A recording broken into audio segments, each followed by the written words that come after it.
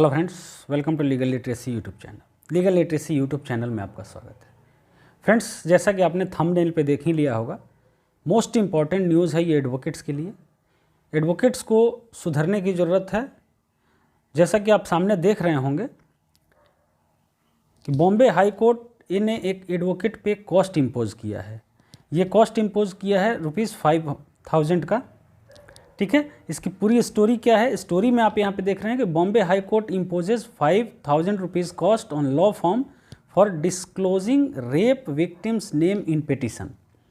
Friends, अगर आप थोड़ा सोशल अवेयरनेस आपको होगा या फिर आप लीगल बैकग्राउंड के होंगे तो आपको ये पता होगा कि रेप विक्टिम्स के आइडेंटिटी को रिवील करना एक ऑफेंस है, और ये ऑफेंस ये लॉ फॉर्म ने, ये एडवोकेट साहब ने किया था।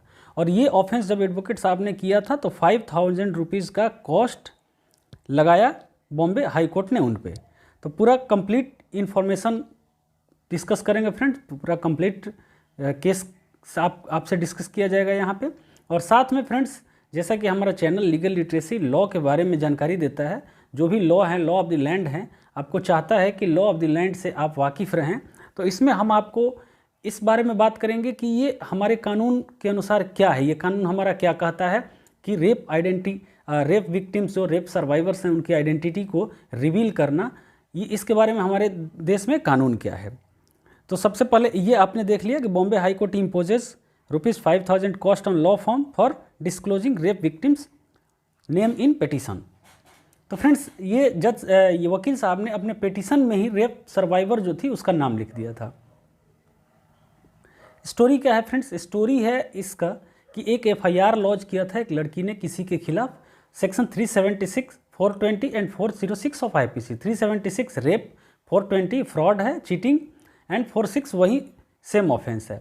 ठीक है, इस सेक्शंस में उसने FIR दर्ज किया था, और इस FIR को क्वैश कराने के लिए जो एडवोकेट जैद अनवर कुरैशी आर्ग्यू कर रहे थे, क्वैशिंग फाइल किया था उन्होंने अंडर सेक्शन 482 ऑफ CRPC, जिसमें कि हाई कोर्ट को इनहेरेंट पावर है। तो इनहेरेंट पावर का यूज़ करते हुए इन्होंने फाइल किया था क्वैशिंग पिटीशन। और क्वैशिंग पिटीशन में इन्होंने ये रेप सर्वाइवर जो थी उसका कई बार नाम लिखा था। वो एक लॉ फॉर्म की तरफ से ये अपीयर कर रहे थे, हुलियालकर एसोसिएट्स लॉ फॉर्म का नाम था, और रेप सर्वाइवर का इसने इन वकील साहब ने कई बार नाम मेंशन किया था पिटीशन में। जब ये बेंच थी friends, justice Revati Mohite Dere and justice Prithviraj Chauhan.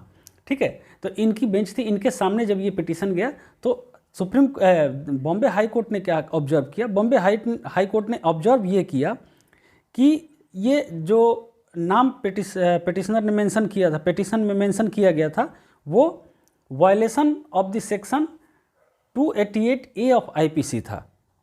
तो जज साहब ने ऑब्जर्व क्या किया कि despite section 288 of the Indian penal code and despite repeatedly telling the advocates that it is an offence to disclose the name of the prosecutrix which is punishable with 2 years, the name of the prosecutrix is disclosed in the aforesaid petition. Hence, the law firm who drafted the petition to deposit cost of ₹5000 with the Kirtikar Law Library within 2 weeks from today. अब इसमें क्या हुआ कि जब ये सामने आया, वकील साहब के सामने ये मामला आया, वकील साहब को इसके बारे में बताया गया कोर्ट में बेंच की तरफ से, तो वकील साहब ने टाइम मांगा कि हुजूर हम टाइम लेते हैं और इस पिटीशन को अमेंड कर देंगे, और जहाँ भी हमने रेप विक्टिम का, रेप सर्वाइवर का नाम लिखा है वहाँ से नाम हटा देंगे। टाइम तो उन्हें मिल गया फ्रेंड्स, टाइम मिल गया, लेकिन साथ ही साथ एक सबक सिखाने के लिए बॉम्बे हाई कोर्ट ने ₹5000 का इन पे कॉस्ट लगा दिया। सेक्शन 228A IPC, इसको याद रखना है, सेक्शन 228A IPC का। तो इसके बारे में चलते हैं फ्रेंड्स, बात करते हैं कि कंप्लीट हम इंफॉर्मेशन लेते हैं कि इसमें किस तरह से हमारे कानून में क्या प्रावधान है इसके लिए। फ्रेंड्स, हमारे कानून में प्रावधान है, हम 2 तरह की बात करेंगे, एक तो चाइल्ड विक्टिम जो होते हैं और एक एडल्ट विक्टिम जो होते हैं। तो सबसे पहले हम एडल्ट विक्टिम की बात करते हैं। जब एडल्ट विक्टिम की हम बात करते हैं तो एडल्ट विक्टिम में जो सेक्शन 376 है, 376 का कोई भी सेक्शन है, 376A B C D E जो भी है सारा, तो इसको बार करता है सेक्शन 228A IPC। ये कहता है कि कोई भी जो विक्टिम है जो कि इन ऑफेंसेस की विक्टिम है 376 की, ओके, तो उनका नाम हम आइडेंटिटी रिवील नहीं किया जा सकता है कहीं भी, ओके। थोड़ा सा ये टेक्स्ट आप पढ़ लेते हैं, सेक्शन 228 AIPC का, disclosure of the identity of the victim of certain offences. Certain offences में क्या आते हैं, section 376, 76A, 376AB, 376B, 376C, section 376D और section 376DA, section 376DB, section 376E।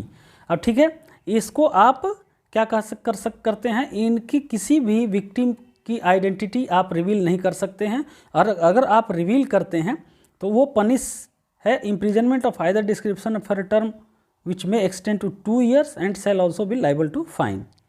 ठीक है, ये फाइन भी होगा और आपको जेल की सज़ा भी मिल सकती है। ये 228 का आता है एडल्ट विक्टिम के लिए। 376 का जो भी विक्टिम है, 376 की एडल्ट विक्टिम है, उसके लिए ये कानून है। अब आते हैं फ्रेंड्स चाइल्ड विक्टिम के लिए। तो चाइल्ड विक्टिम का जो भी सिनेरियो है, चाइल्ड विक्टिम ही नहीं, चाइल्ड एक्यूज्ड का भी नाम आप रिवील नहीं कर सकते हैं। अब इसमें क्या होता है, इसको कहाँ कहाँ हमारे प्रोविज़न में, हमारे कानून में कहाँ कहाँ मना किया गया है। तो इसके लिए फ्रेंड्स सबसे पहला जो सेक्शन है 228 AIPC, ये तो हमने पढ़ा।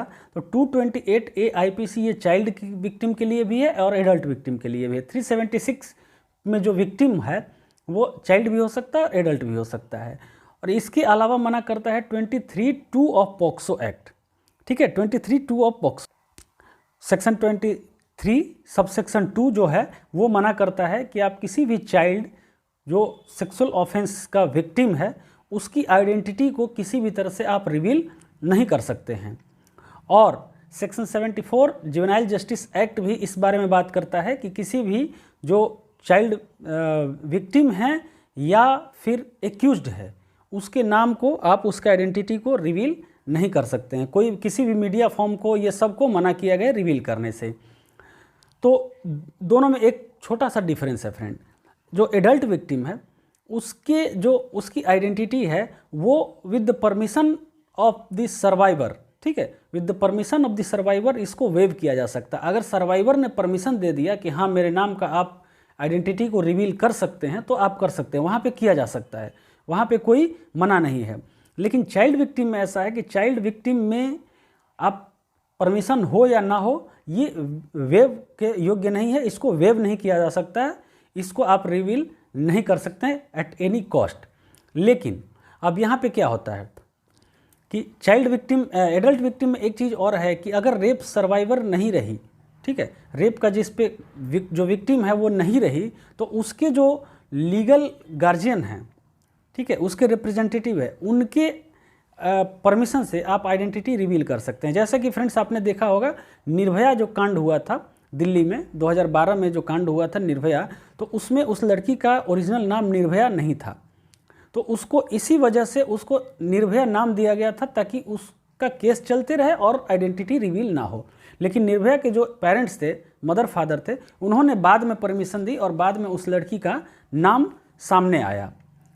ठीक है, और चाइल्ड विक्टिम में चाइल्ड जो एक्यूज्ड होते हैं या फिर चाइल्ड जो भी लोग हैं, तो चाइल्ड विक्टिम का चाहे वो सेक्सुअल ऑफेंस उसके अगेंस्ट हुआ हो या फिर कोई भी ऑफेंस उसके अगेंस्ट हुआ हो, उसके नाम को डिस्क्लोज नहीं किया जा सकता, उसकी आइडेंटिटी को डिस्क्लोज नहीं किया जा सकता है। उसकी आइडेंटिटी को सिर्फ एक शर्त पे डिस्क्लोज किया जा सकता है, जब कोर्ट को ये लगे, कोर्ट के पास आप ये मामला ले जाएंगे और कोर्ट को ये लगता है कि उसका नाम आइडेंटिटी रिवील करना उस बच्चे के हित में है, उस चाइल्ड के हित में है, ठीक है, तब वो रिवील किया जा सकता है। जैसे कि चाइल्ड अगर मिसिंग है या फिर चाइल्ड का कोई एब्डक्शन हो गया है, किडनैपिंग हो गई, अपहरण हो गया है, तो उस समय चाइल्ड विक्टिम की जो आइडेंटिटी है उसको रिवील करना जरूरी हो जाता है, उसके हित में होता है, तब आप रिवील कर सकते हैं। ये कानून है। इसमें एक और बात आती है फ्रेंड्स, जैसे कि हम पढ़ते हैं पॉस एक्ट, तो जब पॉस एक्ट पढ़ते हैं तो उसमें आता है कि जो भी sexual offences at work place होता है, उसकी जो विक्टिम होती है, जो किसी कंपनी में या सरकारी या गैर सरकारी संस्थान में काम करती है कोई महिला और उसके साथ कोई सेक्सुअल ऑफेंस होता है, तो उसकी आइडेंटिटी को भी रिवील नहीं किया जा सकता है। ये हमें मिलता है एक GS पटेल गाइडलाइंस है, जो कि जस्टिस GS पटेल ने उसको फॉर्मुलेट किया था, उस गाइडलाइंस को इशू किया था। बॉम्बे हाई कोर्ट के ही जस्टिस थे। तो उस गाइडलाइंस में काफ़ी चीज़ें लिखी हुई है कि आप इसके इनकी आइडेंटिटी है उसको आप डिस्क्लोज नहीं कर सकते हैं। जैसा कि आपने सब ने देखा होगा, पॉस एक्ट है, विशाखा गाइडलाइंस आया था, उसके बाद बहुत सारी डेवलपमेंट्स हुई, उसमें पॉस एक्ट बना, तो उसमें एक जीएस पटेल गाइडलाइंस भी आया और उस गाइडलाइंस के मुताबिक आप जो आइडेंटिटी है उस विक्टिम का, उसको आप रिवील नहीं कर सकते हैं। तो ये कंप्लीट लॉ था फ्रेंड, जो कि हमें रोकता है कि किसी भी रेप सर्वाइवर या फिर सेक्सुअल ऑफेंस के सर्वाइवर चिल्ड्रन को या फिर किसी भी sexual offences at work place में जो विक्टिम हैं उनकी आइडेंटिटी को जो रिवील करने से रोकते हैं। ये सारे सेक्शंस थे, ये कानून था। और ये आपने देख लिया कि जो बॉम्बे हाई कोर्ट ने क्या किया है, बॉम्बे हाई कोर्ट ने जो एडवोकेट पे फाइन किया है।